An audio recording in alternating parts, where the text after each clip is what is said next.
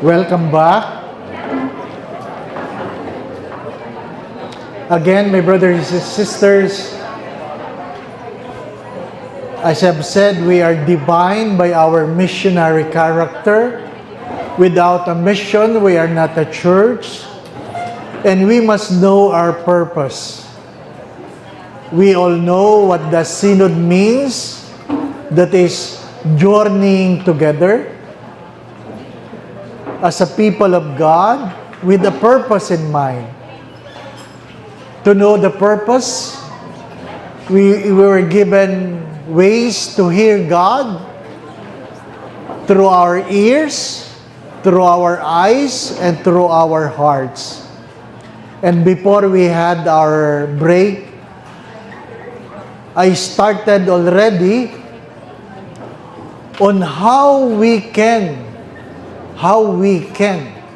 as a people of God, hear Him in 4 ways. As I've said, we must be attentive.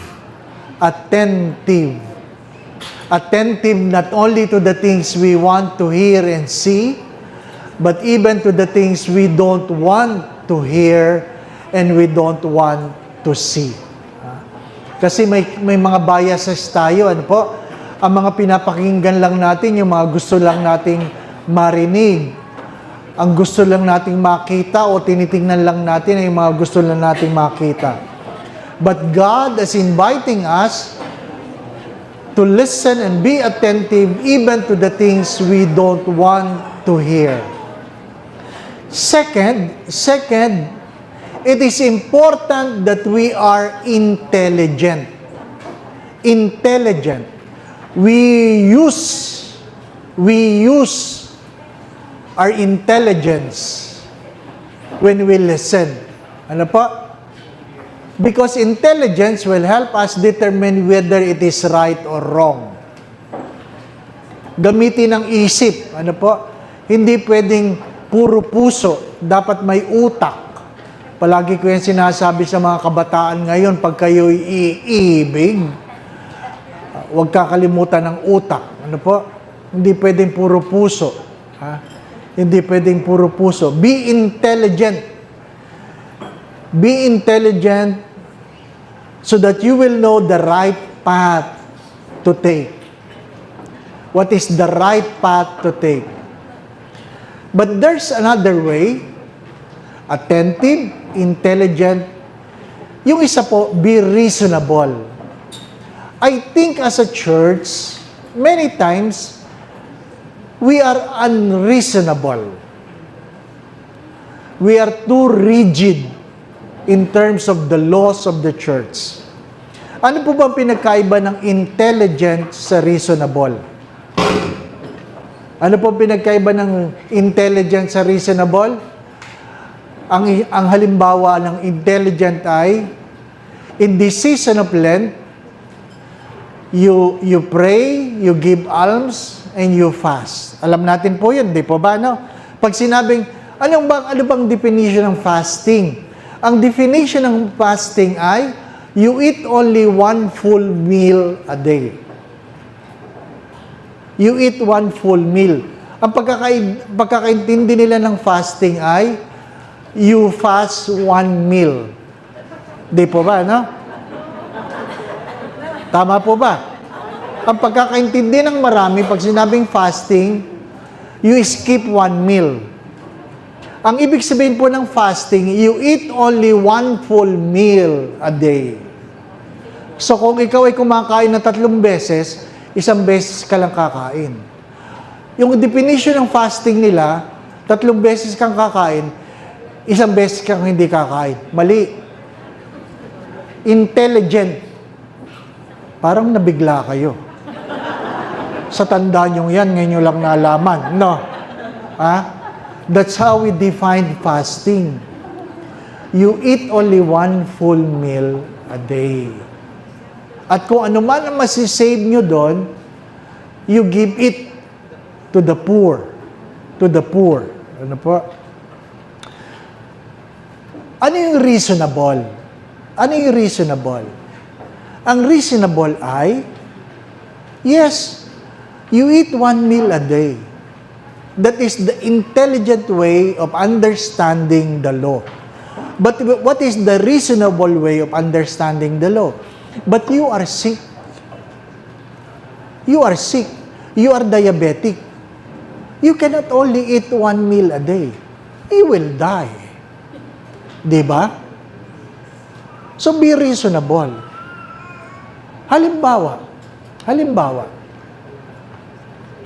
during the consecration, you kneel. You kneel. Pero, may mga taong talagang sira na ang tuhod. Hindi na talaga sila nakaka-kneel. You cannot judge them. Be reasonable. Naintindihan po ninyo? May mga greeters ang lodo kay Lord. Kawawa naman. Di po ba, ano? Kung hindi ko kayo makalod, tayo kayo. Hindi na nga makatayo eh. Di po ba, ano? Sasabihin, pag nagpunta kayo sa Europe, most of the churches don't have kneelers anymore. Why?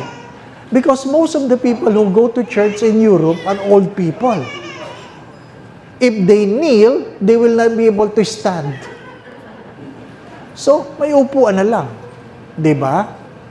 Be reasonable. Don't just be intelligent. Nagkakaintindihan po ba tayo? Yung po bang attentive kanina, nagtaintindihan ninyo? Be attentive to the signs of the time. Diba? When you discern, when God asks you to do something, it happens through time. Kaya nga pinapaliwanag ko through experience. Ano sabi ni Bishop Bacani? Ang biyaya ay isang regalo na kung saan pag may hiningi sa iyo ang Diyos, di ka makakatanggi. Napakagandang definition yun. Iniligtas ako ng Diyos sa pagkakasaksak. I was spared. I survived. In 1981, half of my body was paralyzed because one of the stab wounds, lumampas sa braso ko. Manipis lang yung braso ko. Tumagos hanggang tagiliran. Sabi ng doktor, according to the x-ray, nakita ko naman yung x-ray, 2 millimeters from the lungs. Ang sabi ng doktor, Totoy pa noon 1981 Totoy, kung nabutas yung film that covers your lungs, you have been long dead. Can you imagine? 2 millimeters from the lungs. And you have to be attentive because there must be a reason. Hindi ka agad-agad sinasabi ng Diyos, why God spared me from dying, from death. It happens after 10 years. Kaya ano sabi ko kanina? I survived a stroke. Not only half body paralyzed, completely paralyzed. Nag-block yung veins dito sa liig. Ano po? Mayroong maliit na medulas. Ano ba? Ano ang tawag? Medusa, parang siya, no? May ahas yata yun dito. Ano po? Medulas. Ano po? Ano? Medula. Ay completely paralyzed. Completely paralyzed. I was not even allowed to eat because they suspected that all the muscles in my neck are paralyzed. So if I try to swallow, it could choke me to death. Kaya nga, nagtataka sila, nakakapagsalita pa ako. Ano po? Nung nandun ako sa ICU, nandun ako sa emergency room, nadidinig ko silang lahat. Ano po? Even though I cannot open my eyes. Sabi ni isang doktor, nakakarinig pa? Ano po? Sabi ko, opo. Nagsasalita pa. Sabi ni isang doktor, tinawagan niya yung kaibigan kong doktor, sabi niya, Father Dave might not make it. Might not. Kasi wala na. But I survived. I survived, I believe, because there is a purpose. There is a purpose. Huwag niyong antayin may stroke kayo. Ha? Okay? Be attentive. Be intelligent. Be reasonable. And lastly, be responsible. Nadinig mo nga, naintindihan mo nga, naipaliwanag mo nga, kaya lang ayaw mo namang gawin. Ay wala rin. Tayo mga Pilipino, mahilig tayo doon sa, don't worry, it is the thought that counts. Nadinig niyo na ba yan? Naku, talagang, sorry, talagang pinilit kong makarating, kaya lang na-late ako. Sorry. Oh, don't worry, it's the thought that counts. Di po ba, na? Oh, sasabihin ko sa inyo, hindi kayong makakarating sa langit for the thought. Seriously.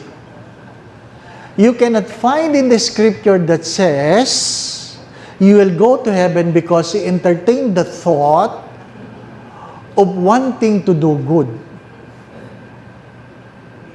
Di ba? Wala. In the book of Matthew, in the judgment day, sino ipupunta lang sa langit? Who feed the hungry, who has given drink to the thirsty, who clothe the naked, who welcome strangers, who visit the sick, who visit those who are in prison. Of course, dinagdagan ng simbahan, who bury the dead. Wala doon sinasabing, who has the thought of. So, stop thinking that you will go to heaven with the thought. Alam nyo, gustong-gusto kong umattend dyan, kaya lang. Well, wala ka. Nakuha po ninyo? Wala ka. We have to be responsible. I hope maliwanag lahat ito, ha? Maliwanag. Birth, purpose, mission, and do not commit the mistakes of doing what is right, and yet it is not what God wants you to do. So you must learn to listen with your ears, with your eyes, with your heart. And when you listen, you must be attentive, intelligent, reasonable, and responsible. So pag walang action, wala. Dapat pagkatapos ng retreat na ito, may action. Yun ang malungkot. Di po ba, no? Yun ang malungkot. Ha? May action. Ha?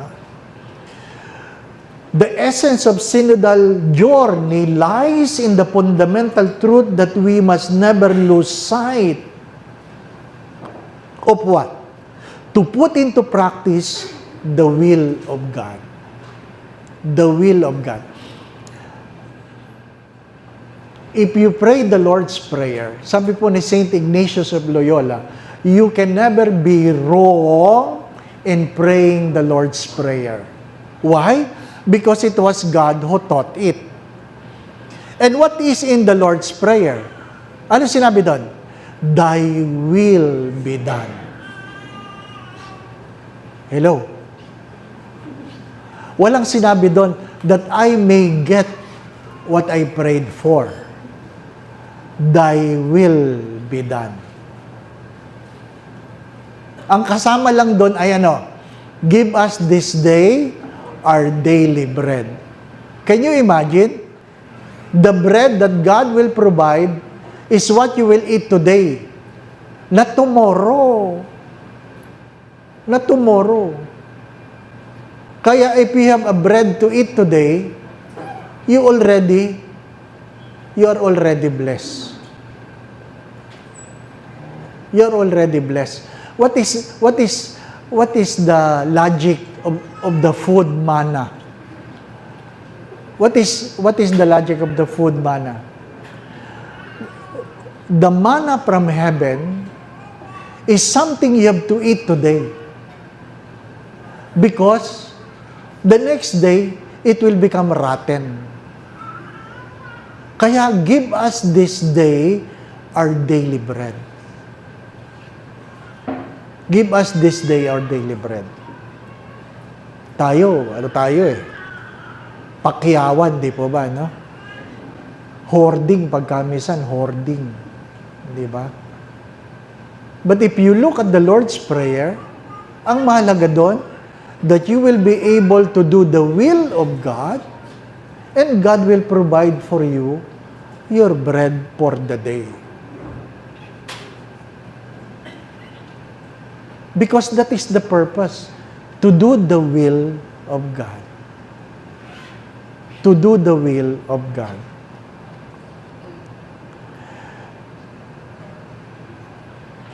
Why are we here? Hopefully, we want to know the will of God. Hopefully, we understand that I am not alone in this journey. But, you have to ask the question, where are we going? Where are we going? And hopefully, you know that, hopefully, I hope, you all want go to heaven. Tama po ba? Even though hindi sabay-sabay, no? Pwede kayong mauna, di ba, no? Hindi naman tayo sabay-sabay dumating, alam nga naman sabay-sabay tayong umalis, di po ba, no? Ha? We all want to go to heaven. If you don't want to go to heaven, forget about these things. Forget about going to Mass. Forget about what? Doing the right thing. If you don't want to go to heaven, forget about God. Sayang lang. Sayang lang if you don't want to go to heaven and you're doing all these things, this is a waste of time. Hello? Naintindihan po ba ninyo? We are doing this because we all want to go to heaven. Sana'y magkita-kita tayo sa langit, di po ba? No? Ay, nakita kita sa sandigan dati. Ay, oo. Di ba? Natutulog ka pa noon, di ba? So, nandun ka, di ba? No? We want to go to heaven. We want to go to heaven. The purpose of doing the will of God because we want to go to heaven. Ano po sabi ni Simon Sinek, a good writer? If you want to walk fast, walk alone. You want to go to heaven alone? And want to go to heaven fast? Walk alone. Di ba? But if we want to walk further, walk together. If you want to walk fast, walk alone. Kasi hindi naman lahat ng kasabay mo kasing bilis mo maglakad, di po ba, no? So, walk alone. But if you want to walk further, gusto mo malayo ang iyong marating, walk together. Because we need people to encourage us, to strengthen us, to support us. Walang lone ranger sa buhay pananampalataya. Yun ang sabi ni Simon Sinek. Dinagdagan ko yun. Because it is not enough that you walk fast. It is not enough that you walk further. You must reach your destiny. What is the advantage of walking further if you fail to reach your destiny? Tama po ba? Anong kasabihan ng matatanda? Ha? Madalas ko ito nadidinig noon, inspiration ko ito. Ang alin? Naku, ikaw, Totoy, papunta ka pa lang, kami pauwi na. Nadinig po ba niyo yan? Yan ang sinasabi ng matatanda. Ako, bilib na bilib ako noon. Mabuti pa ito, pauwi na. Di ba, no? Ngayon, matanda na ako. Pag may nagsasabi sa akin, papunta ka pa lang, pauwi na kami. Ang tanong ko, saan ako kayo nakarating? Kasi walang uuwian din sa mundo. We are just pilgrims. Nakikiraan lang tayo. Wala tayong babalikan. The process is birth, death, and rebirth. Understand that. Birth, death, and rebirth. You will never be born again in the same place you have born before. The rebirth is either eternal life or eternal damnation. Yan ang nakasulat, di po ba, no? Sa Tagalog, pagkatapos mo mamatay, either smoking or non-smoking. Yun lang yun, di po ba, no? Hindi ka na babalik sa dati. How we wish. How we wish. But it will never happen again.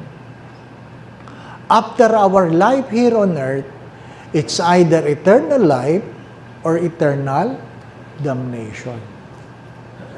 Nakikiraan lang tayo. Nakikiraan lang tayo. Kaya, anong mahalaga doon? Ulitin natin. If you want to walk fast, walk alone. If you want to walk further, walk together. Ang aking dinagdag ay, but if you want to reach your destiny, walk with the right people. If you want to reach your destiny, walk with the right people. Because not all people wants to be where you want to go.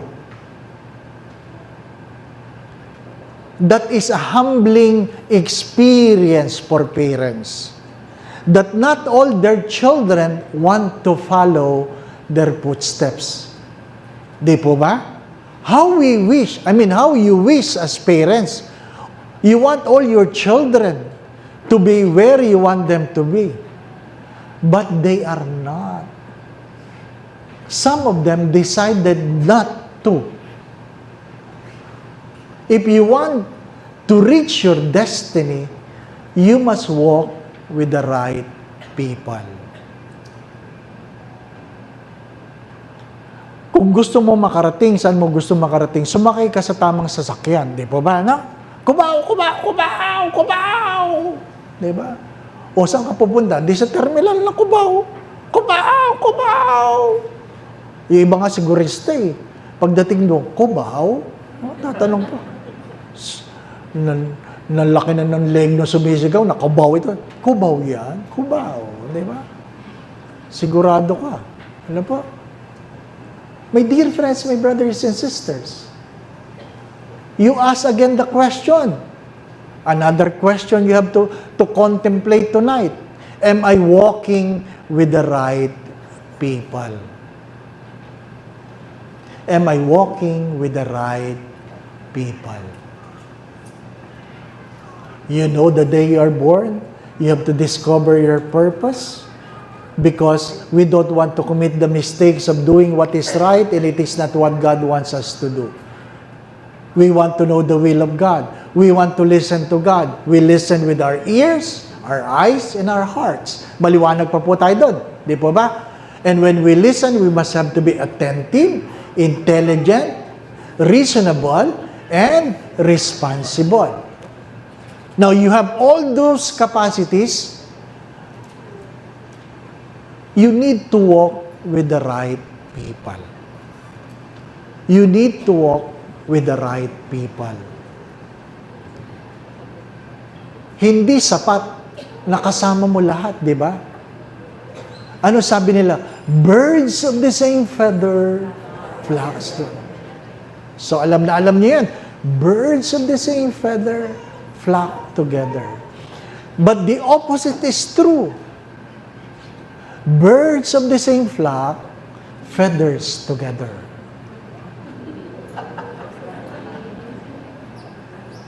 Intindihin ninyo? Birds of the same feathers flock together.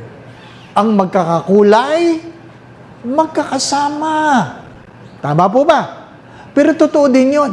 Yung madalas na magkakasama, nagkukulayan.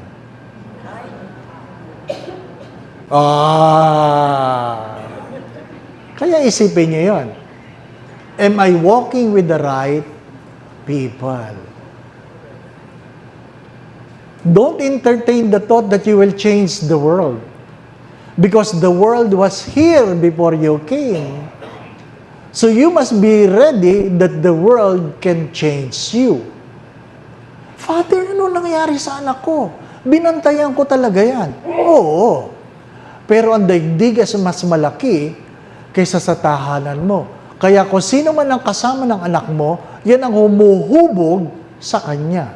Di ba? Father, sabihin mo naman sa homily kung anong dapat malaman ng mga bata. Excuse me. Mapahaba ka nga lang ng 15 minutes na homily. Haba naman. Di ba?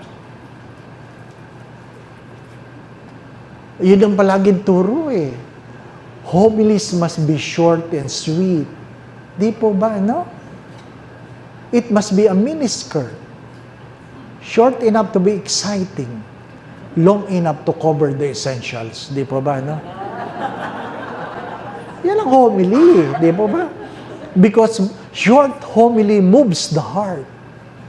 Long homilies move the chair. Be with the right people. Regardless of the age. Be with the right people. A Carmelite can never be a Carmelite by walking with the Paulinians. If you want to be a Carmelite, walk with the Carmelite. If you want to be a Paulinians, walk with the Paulinians. If you want to be a Dominican, walk with the Dominicans. Di ba? Kaya nga, sa parokya, sinasabihan ko yung mga nagsiserve, ano ba, mamili kayo. Hindi lahat na lang na organisasyon, sinamahan ninyo. Di ba ba? Mother Butler, AP, Lourdes, lahat na lang sinabihan. CWL, ano ba naman yan? Lahat ng uniforme, meron siya. Kaya pag gumawa ng souvenir program, lahat ng, bakit nandito ka lahat? Ay, member ako, Father eh. Lahat ng organisasyon na doon siya. Para mabasag, sabi ko doon sa parokya, sa prosesyon, isusutin niyo ang inyong uniforme.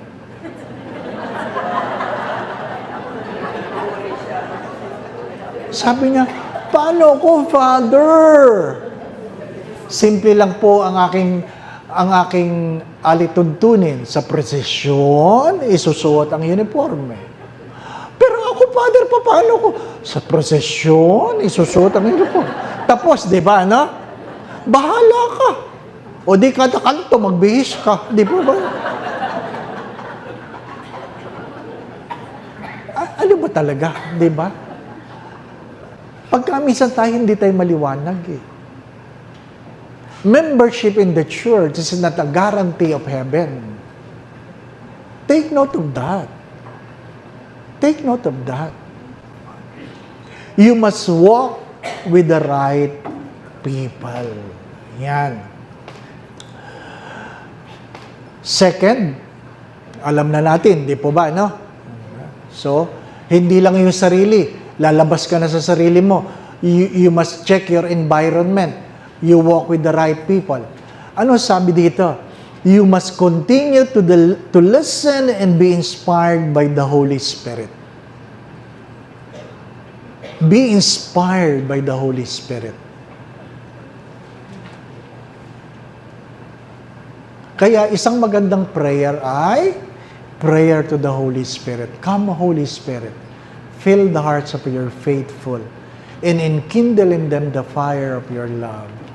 Send forth your Spirit, and they shall be created, and you shall renew the face of the earth. O God, by the light of the Holy Spirit, you struck the hearts of your faithful. Grant by the same Spirit, we may be truly wise and ever rejoice in the consolation. You pray. You always pray to the Holy Spirit. You always pray to the Holy Spirit.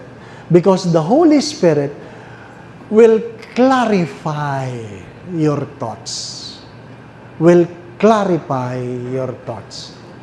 In so doing, The letter of Peter, chapter 1 says, you will be able to conduct yourselves with reverence during the time of your journey, realizing that you were ransomed from the futile conduct handed on by your ancestors, not with perishable things like silver or gold, but with the precious blood of Christ, as a spotless, unblemished lamb, that we may become the person we ought to be, rather than the person we want to be. Lord, make me the person I ought to be. Make me the person I ought to be. Sabi nga, why pray if I cannot obtain what I'm praying for? Well, prayer is a relationship. Lahat ba ng hiningi ni Jesus binigay sa Kanya? Father, may hiningi ba si Jesus na hindi binigay sa Kanya? Meron. In the agony of the garden, if you can take away this cup. Di po ba, na? So, it means not all prayers will be granted. Not all prayers.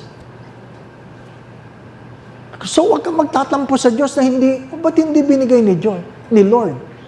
Because not all prayers are to be granted. You go back to the Lord's Prayer.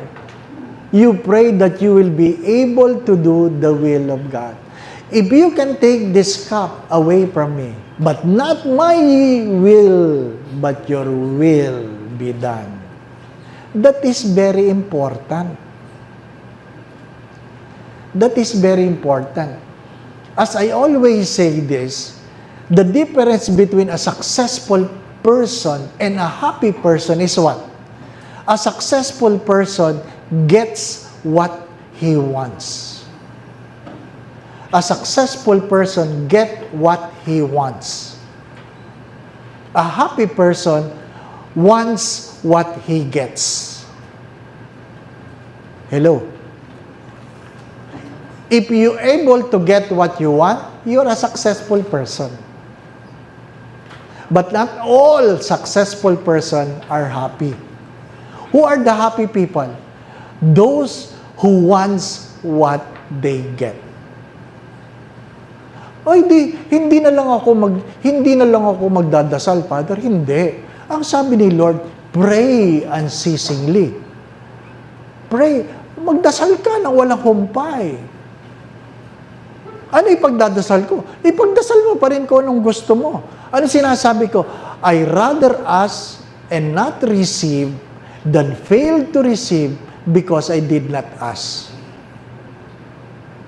Again, I rather ask and not receive than fail to receive because I did not ask. Anong sabi ng blind man kay Jesus in the scripture? Anong sabi niya? Ang tanong ng Diyos, what do you want me to do for you? When you come before God in prayer, you always remember those words. What do you want me to do for you? And you must be ready to give an answer. How did the blind man, how did the cripple answer the question? How did the leper answer the question? If you wish it, that's the magic word. When you pray, when you come before God, the magic word is, Lord, if you will it, I can be clean. If you will it, I can walk. If you will it, I can see. Hello? Naintindihan nyo na? Paano magdasal? You don't come before God dictating to God what you want. You come to God asking God, Lord, if you will it can happen. Don't come before God by saying, alam naman ni Lord yun, alam naman ni Lord. Of course, alam lahat ng Diyos. Alam ng Diyos kung kung anong kailangan ng bulag. But still, God asked the blind man, what do you want me to do for you? So when you come before God in prayer, you always remember the thought of answering the question, what do you want me to do for you? Huwag kayong pupunta sa harapan ng Diyos, sabihin ni Lord, sasabihin niyo, Lord, bahala ka na. Mali yun. Yung bahala ka na. Mamaya paglabas mo sa simbahan, nadapa ka pa. Lord, ba't mo akong pinayagang madapa? Sabi mo, bahala ako. O, ayari ka. Di ba? Do God wish you harm? Ay, magandang tanong yan.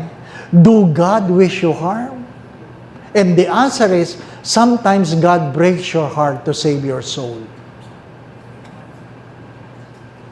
Listen. Sometimes God will break our hearts to save our soul. Again, nagkakaintindihan po ba tayo? Kung may tanong, magtanong. You don't come before God thinking God knows everything. Bahala na si Lord. Alam lahat ni Lord. Pero remember the question, what do you want me to do for you? And you present your petition by saying, Lord, if you will it, gagaling ako. If you will it, maayos ang buhay ko. Di ba? Huwag kayong magagalit. Kasi pag kamisan, nagdadasal ang magulang, Lord, sana naman, huwag mapahamak ang anak ko. Tama po ba yan? Sabi ni Lord, yun ang panalangin mo, pero yung anak mo, walang ginawa kundi ipahamak ang sarili niya. Di ba? No? Lead us not into temptation, or else I will lead myself into it. No? Di ba? We rather ask, hello. Uwi na.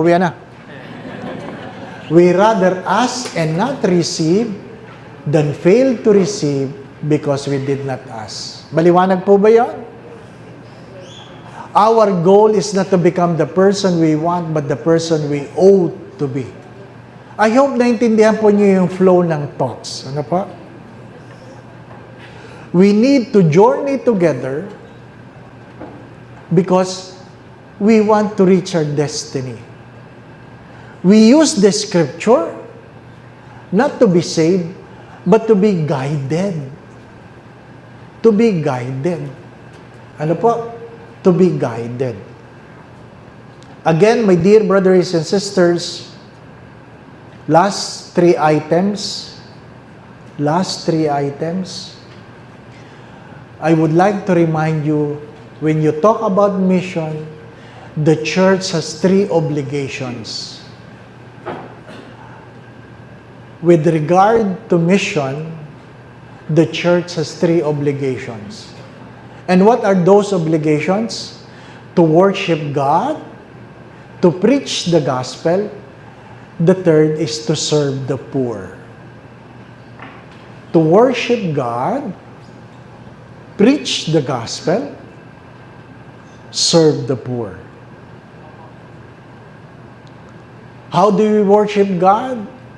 To keep Sabbath holy, to keep the commandments. 10 lang naman yan, hindi po ba? Ano? Pasalamat tayo, hindi tayo Hudyo. Ang mga Hudyo, mayroong 613 laws. 613. Ay, kung ang Pilipinas ay naging Hudyo, maraming Pilipinong hindi makakapasok sa pinto ng langit. Ano pa? Worship God. Keep Sabbath holy. Keep Sabbath holy. Hindi lang yung alam mo na ang linggo ay dapat magsimba. Magsimba ka. Ano po? Father, pwede ba ako sa online mass na lang? Kasi talagang nahihirapan na ako maglakad. Kayo din. Di po ba, no? Because the importance of attending A Eucharistic celebration is not the rites and rituals, but to receive Christ. Ang pinakamahalaga sa misa ay matanggap mo si Kristo sa banal na komunyon. Hindi yung, Father, nakakasunod naman ako. Pag tumatayo din ako. Pag lumulod din ako sa harapan ng TV. Oo, pero pagdating ng komunyon, wala. Di po ba, no? How we wish the priest can extend his hands at lalabas sa TV, no? The body of Christ. Di ba? Nakakatakot yun. Di po ba, no? Kasi yun ang the summit and the apex of our Christian life is to receive Christ in the Eucharist. Pero Father, wala nang piro-piro. Ano po? If you can go to the mall, you should go to Mass. Diba? Kasi hindi nakakapagsimba pero nakakapag-mall. Parang ang hirap naman nun. Di ba? No? You must worship God. You must preach the gospel. How do you preach the gospel? As I always say this, live your life well. Because you might be the only Bible people are reading today. Live your life well. Don't entertain the thought that people are not watching you. Hello? Don't entertain the thought that people are not watching you. People are watching you. Baka akala nyo lang wala nakakapansin. When you go to Mass, when you go to a church, without you knowing, the security guard is watching you. The gardener was watching you. The people you talk in the office is watching you. And some of those you meet in the church is watching you. And the way you handle yourself is a way of preaching the gospel. Merong nag-upload ng reel sa Facebook. Sabi niya, kailan ba i-deliver yung pinapagawa kong santo? Tapos nagmumura siya. Hindi ako mapagdasal. Walang hiya kayo. Nagpapagawa ka ng santo, tapos nagmumura ka. Tapos hindi ka mapagdasal. Para saan yung santo? Di ba, no? Alam nila lahat yan. Alam nila lahat yan. My dear friends, my brothers and sisters, people are watching. And you can preach not by simply bringing a Bible, raising your voice in the streets. Live your life well. A beautiful quote. Actually, it was not said by Saint Francis, but they say it was said by Saint Francis. What? You preach the gospel. Talk if necessary. It means you don't need to talk. Live your life well. Anong malaking iskandalo sa simbahan? Simba yan ang simba, nagpapa 5-6 naman. Simba ng simba, hindi naman nagbabayad ng utang. Di ba, no? Alam ng mga tao. Alam niyo malungkot na uso ngayon? Anong malungkot na uso ngayon sa ibang simbahan? That people line up in communion with their hands crossed. Have you noticed that? Hindi kayo observant. May mga simbahan na mayroong mahahabang komunyon, yung mga nangungumunyon, pagdating sa harapan ng pari, nakakross ang kamay. Ano ibig sabihin nun? Hindi ko po tatanggapin ang komunyon, i-bless mo lang ako.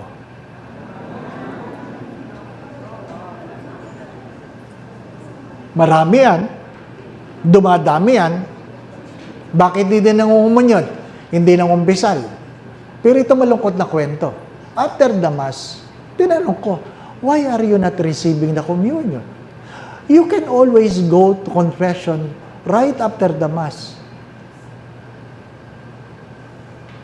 Sabi niya, my wife is watching me.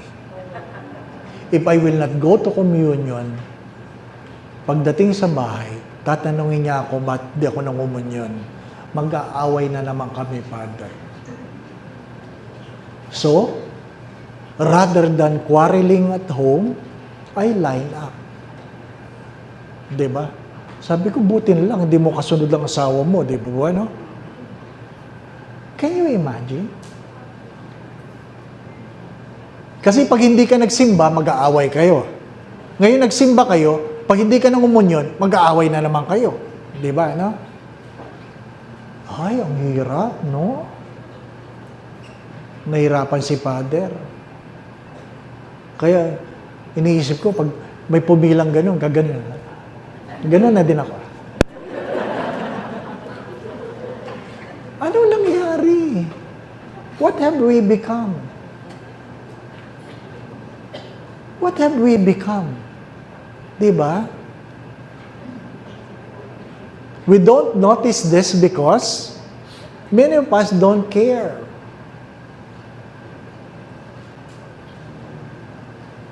But a beautiful story. A beautiful story. Somebody came. Sabi niya, Father, I just want to tell you. 5 years ago, I went to church with the thought of committing suicide. I went to church with the thought of committing suicide, asking God for forgiveness of what I am going to do after the Mass. 5 years ago. So, hindi natuloy. Di po ba, no? Sabi ko, what happened? Sabi niya, I was so depressed, and when I entered the church, somebody welcomed me with a smile. Somebody welcomed me with a smile.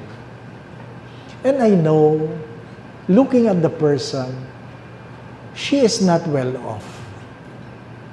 I know, looking at her, she has her own problem. But she was able to smile. I was convicted because I know I can afford. I was humbled because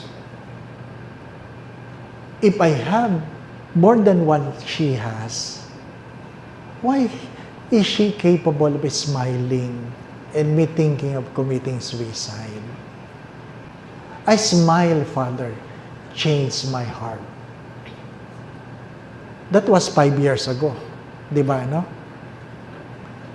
Kaya sinare ko yan sa mga greeters ko sa parokya. Ilang kaya mga sinimangutan yung nagpakamatay na? Because without thinking, di ba, no?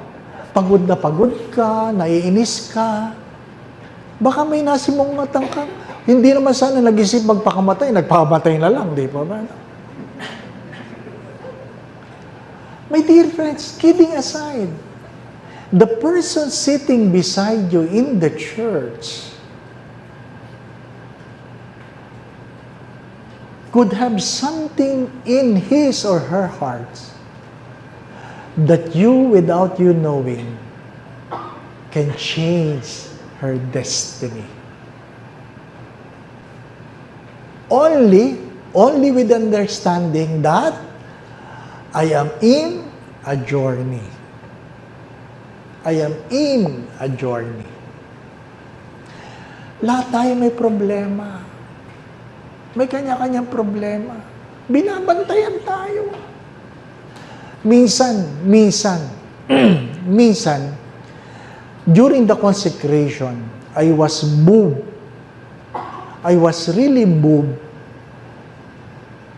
with gratitude as I consecrate. Talagang habag na habag ako sa sarili ko sa kabutihan ng Diyos. Ano? Sa kabutihan ng Diyos. Punong-puno ako ng pasasalamat. So when I raise the body of Christ, kita ng mga tao, lumuluha ako. Lumuluha ako. Ano po? Masayang-masaya ako noon.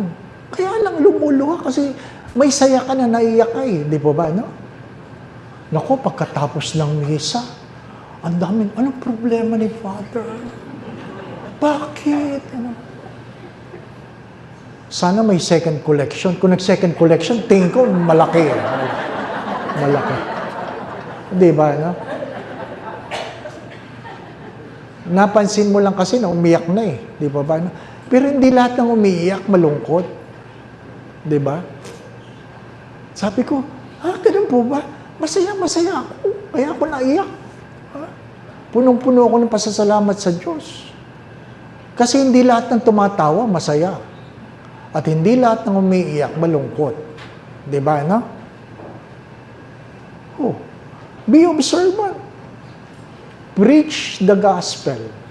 Again, you worship God by keeping Sabbath holy, by celebrating the sacrament, doing the commandments. You preach the gospel by living your life well. Thinking that you might be the only Bible people are reading today. Parents, please, stop blaming yourself when your children fail to follow your footsteps. May mga magulang, talagang sila ay depressed ng kailang mga anak ay hindi naging mabuti tulad ng kailang mga pangarap at panalangin. You have to understand this, that your children has a free will and they have the freedom to make a choice. It is not your will that they sin. It was their free will to sin. So kung ano man ang pagkakamali nila, huwag niyo sisihin ang inyong sarili. Kung ginawa niyo lahat ang dapat niyong gawin, ipagdasal niyo na lang na sana ang Diyos ay maging mahabagin sa kanila at magbalik loob sa Diyos. Mercy is being spared from the punishment we deserve. So you always pray, Lord, have mercy on me and my family, that we will be spared from any punishment that we deserve. But please, Lord, grant us your grace that we may enjoy the gifts we do not deserve. That is grace.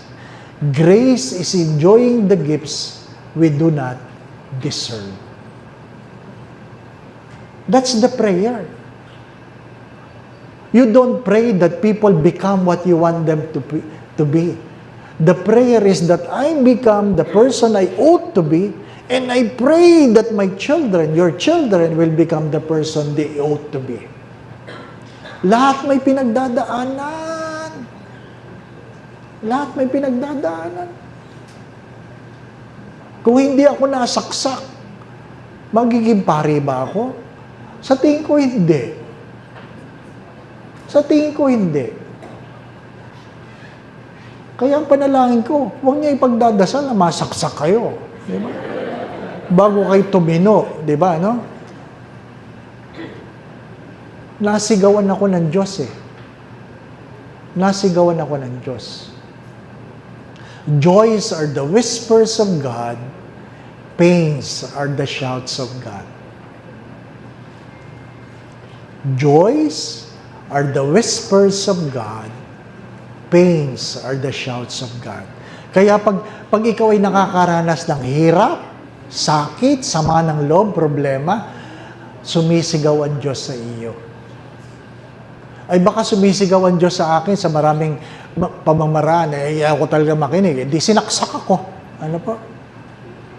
At dahil ikaw ay nakahiga ng ganun, paralyzed ka kalahati, wala kang magawa kundi manatili dyan. O di, makinig, di po ba, no? Kanya-kanyang kwento yan. Kanya-kanyang kwento. I think that's the only reason why did God allow this to happen. Philosophy, as I've said, is understanding what happened. Spirituality is finding God in your experience. Ano gusto mo sabihin, Lord? Ano gusto mo sabihin? Philosophy is understanding, may cancer ako. Paano ito gagaling? Ano pwede kong gawin? Spirituality is, Lord, anong gusto mo mangyari? What do you want me to do with my cancer? Hello? Naintindihan niyo po ba ako? To journey, again, is to be attentive, to be intelligent, reasonable, and responsible.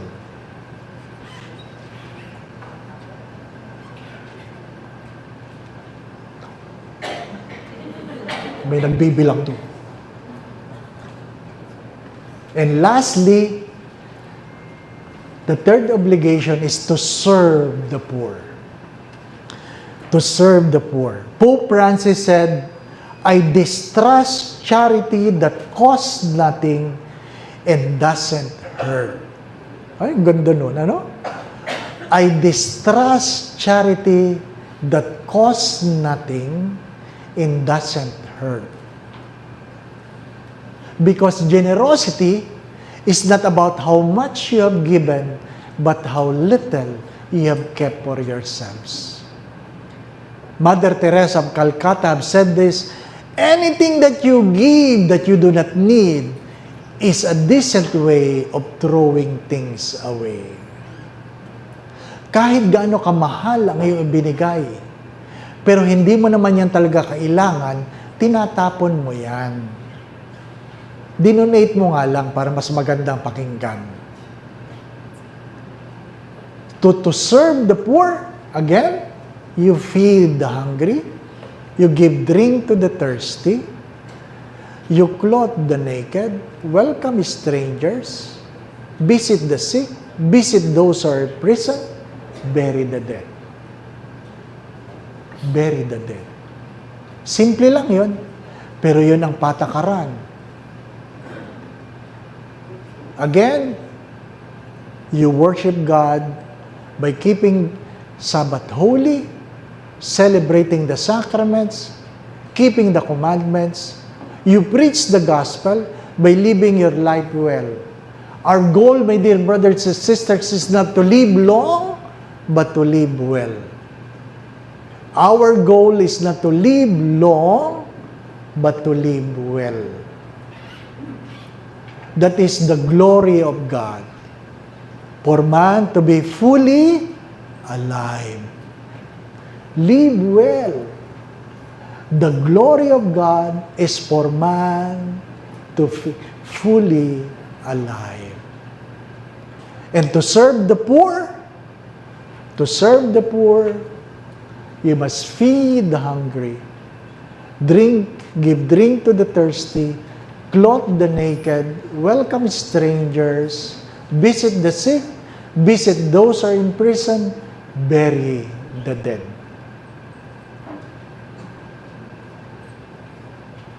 Baka hindi pa kayo nakakapunta sa mga jail natin. Ay, naku, Father, nakakatakot. Magandang harapin mo ang iyong takot. Kasi pagdating ng araw, ikaw nakakulong. Mabuti kung yung pagkakakulungan mo may ligtas. Baka mainit, di po ba? Ano? Bumibisita kami sa mental hospital Anong tawag natin sa mental hospital? Center for Mental Health. Ano po?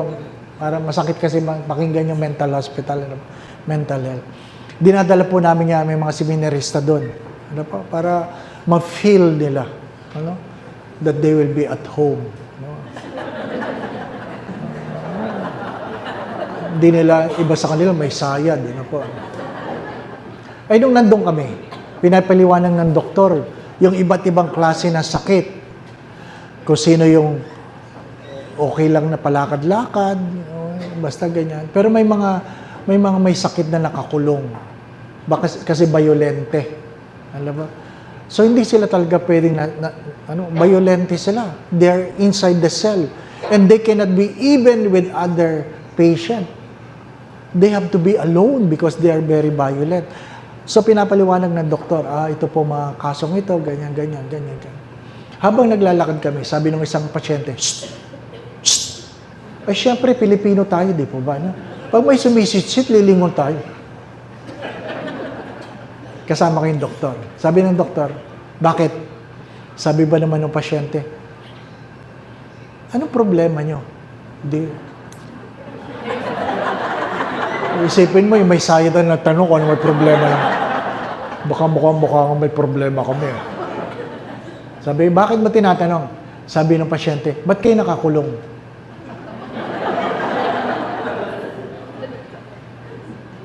Ay di sabi ng doktor, ba't mo sinabing nakakulong kami? Sabi niya, kasi nasa loob kayo ng rehas. Alam mo, talino noon. May sayad pero matalino. Bakit?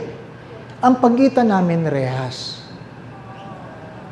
So, pag tiningnan niya kami yung nasa loob ng rehas. Hindi ko makalimutan yun. Malaya akong naglalakad, baka nakakulong ako. Baka siya nakakulong, pero malaya siya. Ay, pag-isipan niyo yun. Pag-isipan niyo yun. You might be free to roam around, but you are a captive with your own fears. Abo, di po ba, no? Kaya minsan magandang patulan yung mga yan. Nagdudulot ng katalinuhan niya. Di ba? Be attentive, di ba, no? How can you imagine a person you thought merong mental deficiency could ask those questions? Be attentive. Be attentive. But be intelligent. Because you can only make reflections out of intelligent mind. Of course, be reasonable. So that you can be responsible. We are in a journey. We have 3 obligations: to worship God, to preach the gospel, and serve the poor. Nagkakaintindihan po ba tayo? Maliwanag po ba yung flow ng thought? Tinuna. Pwede na ba yun? Pwede na. I-check pa nga. Grabe. Anong oras ang misa? 6. Open forum. Ano? No? Ano? In closing. Closing. I want to use the words of St. John of the Cross. St. John of the Cross. St. John of the Cross says, in the twilight of your life, when you bend your knees before God, God will never ask the question how much money you have, where you have been, what titles you have gained, but how much love you have given. At the end of your life, in the twilight of your life, when you bend your knees before God, God will never ask the question, how much money you have, where you have been, nakarating ako sa Euro, what titles you receive, your gain, doktor ako. Hindi tatanong ng Diyos yan. Ang tanong lang ng Diyos ay, how much love you have given. That's why Mother Teresa of Calcutta have been saying this, we are not called to do great things, but to do ordinary things with great love. Sa Tagalog, mas maganda yun. Sa takip silim ng ating buhay, sa bawat pagluhod sa harapan ng Diyos, hindi itatanong ng Diyos magkanong pera meron ka, saan ka nakarating, ano ang iyong naabot, kundi gaano kalaking pag-ibig ang iyong pinagkaloob.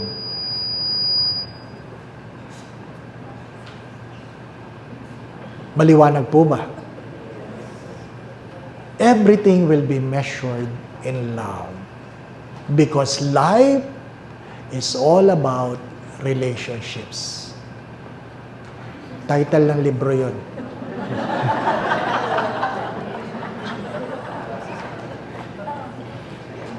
Maliwanag po? Meron pong tanong? Huwag niyong pipilitin. Kung wala naman kayo tatanong, huwag niyong pilitin. Meron po bang tanong? Ate Samsi. Father, thank you so much. Palagpagan naman natin Ayun. si